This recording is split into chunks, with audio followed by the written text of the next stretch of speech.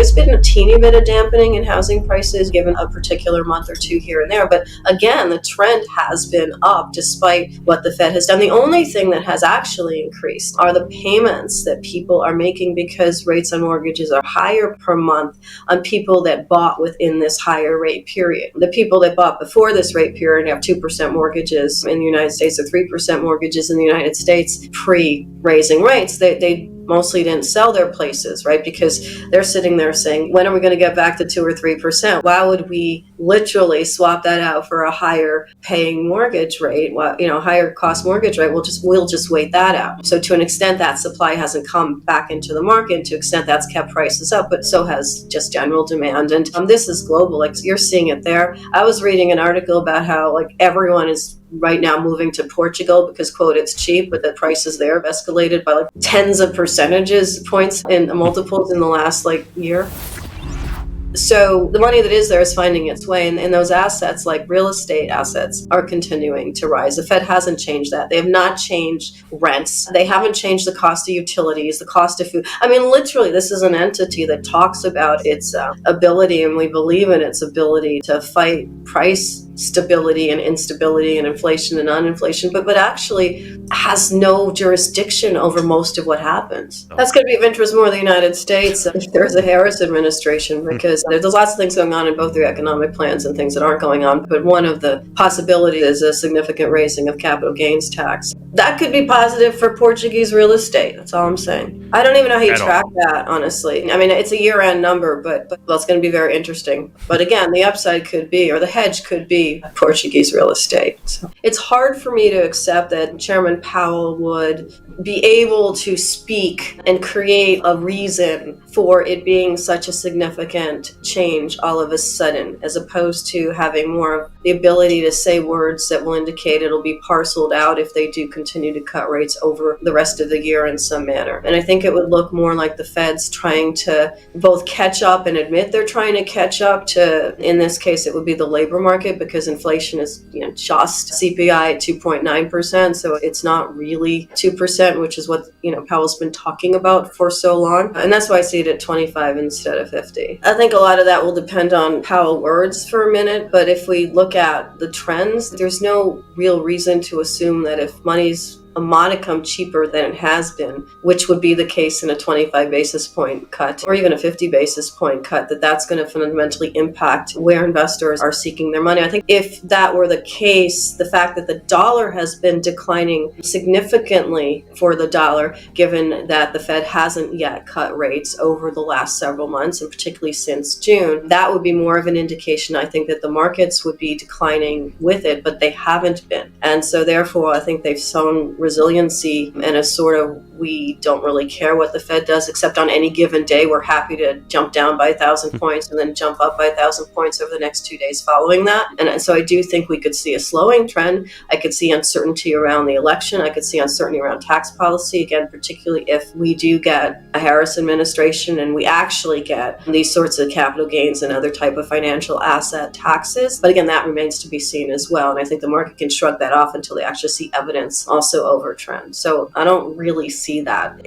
more than sort of periodic interim buying opportunity type of downfall that some others are seeing in the markets. There is no presidential platform from the Trump or the Harris campaigns that have a plan or discussion of debt. And in fact, both of their plans, for their similarities, which there are some, and their differences, which there are also some, would rely on increasing debt. And so now that we have this incredibly high debt, we also have a situation where before the U.S. opens its doors as a nation, turns on the lights at the White House, has almost $1 trillion worth of debt payments to make in terms of interest on servicing the debt that's already extended. And that number is only going to increase. If anything is going to be impacted actually by Fed rate cuts, it's going to be the cost of servicing U.S. debt. That would be the main actual mathematically measurable impact. But both parties are not focusing on how economic growth or a strategy for economic growth could at least grow the economy around the debt or shrink the debt. Either one of those two things. This development bank or an infrastructure bank, so just looking at modernizing, upgrading, and a future strategy for U.S. infrastructure that is well classified in categories by the American Society of Civil Engineers, which is a very well thought of body that classifies needs and costs for various infrastructure upgrades across the country. This National Infrastructure Bank would operate like a commercial bank in that it would be seeded with existing treasury bonds. So it wouldn't go out into the market and raise new debt or new bonds. It would basically say, hey, look, pension fund, government, etc. If you pledge or swap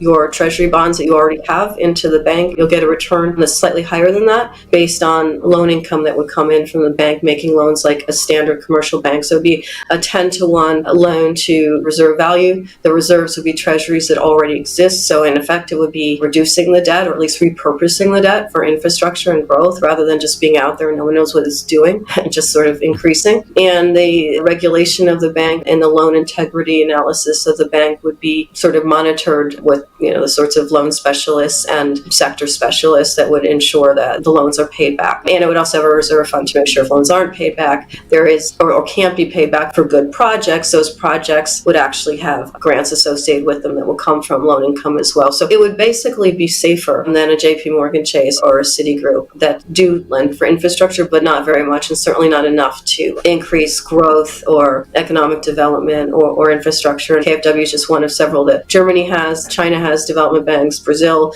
basically built its entire power infrastructure on the basis of its development bank. And these are shown not to really increase debt, but to just increase economic efficiencies in their areas. And that would be the idea.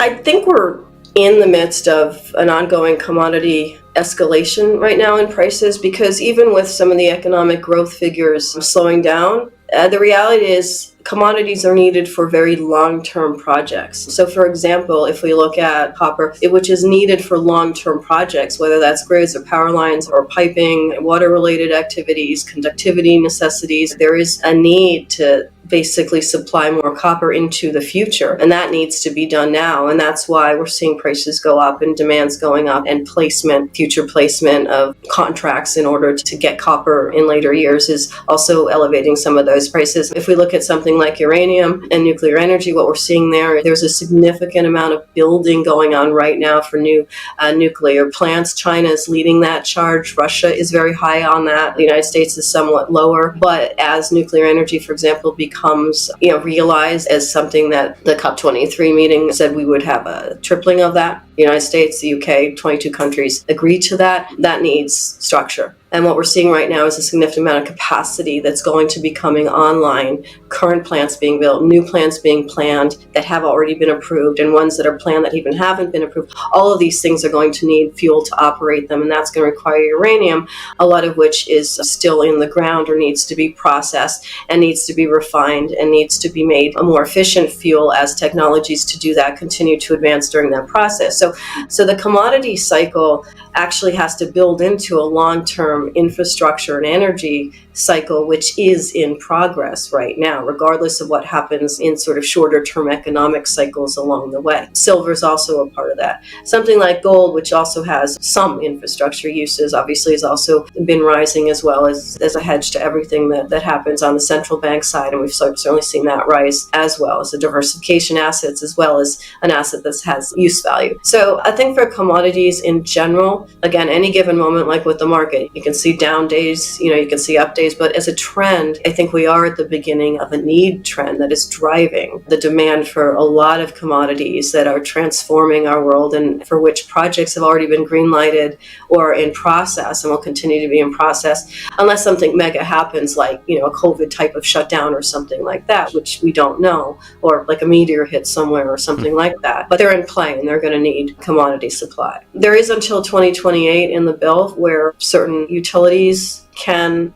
continue to access uranium outside of the United States, but it has to sort of be approved. But that's going to be phased out. So a lot going on there. And what's been happening in the United States is domestic mines that have been closed for years are being reopened. UEC just opened a mine out in Wyoming. Energy Fuels is planning to open its mine not just for rare earths, but also for uranium in Utah. There's just more of a rush to reopen mines and to explore for more uranium to really fill that domestic supply requirement. Unlike gold, where we've seen mining companies sort of lag gold prices, I think with uranium, there's sort of a bit of a reversal going on right now. But I think uranium prices are consolidating here, and from here they would be going up.